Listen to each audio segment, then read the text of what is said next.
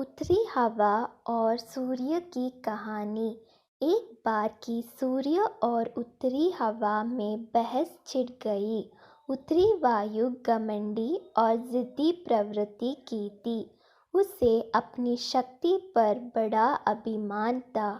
अक्सर वह प्रचंड वेग से बहती और पेड़ों को उखाड़ फेंकती, घरों को गिरा देती, खेतों में खड़े फसल बर्बाद कर देती थी।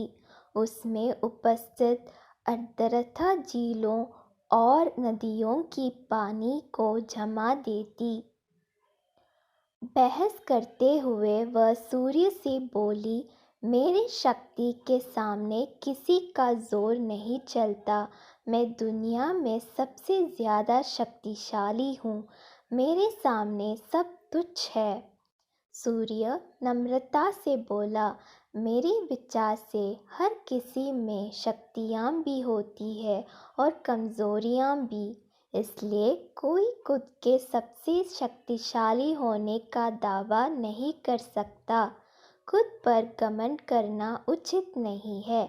हमें सबका सम्मान करना चाहिए और सबके साथ मिलजुल कर रहना चाहिए।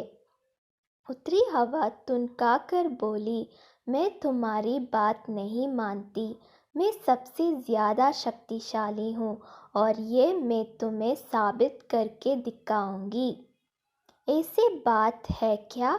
तो अपनी ताकत साबित करने के लिए तैयार हो जाओ। नीचे देखो, धरती पर एक व्यक्ति दुशाला ओढ़े पैदल जा रहा था। तुम उसकी दुशाला उसके शरीर से हटा दो। मैं मान जाऊंगा कि तुम सबसे ज़्यादा शक्तिशाली हो।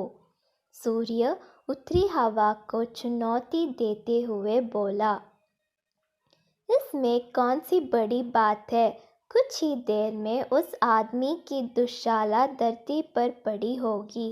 कहकर उत्तरी हवा अपने प्रचंड रूप में आ गई।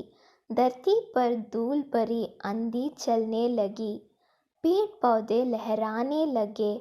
सूखे पत्ते व अन्य सामान उड़ने लगे। मौसम ठंडा होने लगा। पैदल जा रहे व्यक्ति की दुशाला भी हवा के वेग के कारण उड़ने लगी, लेकिन उसने उसे पकड़ लिया और अपने शरीर से कसकर लपेट लिया। उत्तरी हवा ने अपने प्रचंडता और बढ़ाई, लेकिन उसके साथ ठंड भी बढ़ गई।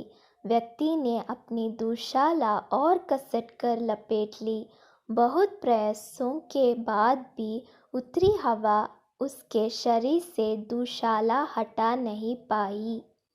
तब सूर्य बोला, अब तुम देखना कि कैसे ये व्यक्ति खुद ब खुद अपनी दुशाला उतार देगा। सूर्य ने अपना ताप बढ़ाने शुरू किया। तापमान बढ़ते ही धरती पर जा रही व्यक्ति को गर्मी लगने लगी। वह पसीना पसीना हो गया। फिर क्या, उसने खुद ही अपनी दुशाला उतार दी। यह देखकर उत्तरी हवा बहुत शर्मिंदा हुई। अपने घमंड के कारण उसे सूर्य के सामने नीचे देखना पड़ा। उस दिन के बाद से उसने अपनी शक्ति पर कभी घमंड नहीं किया। सीख, घमंडी का सिर नीचा होता है।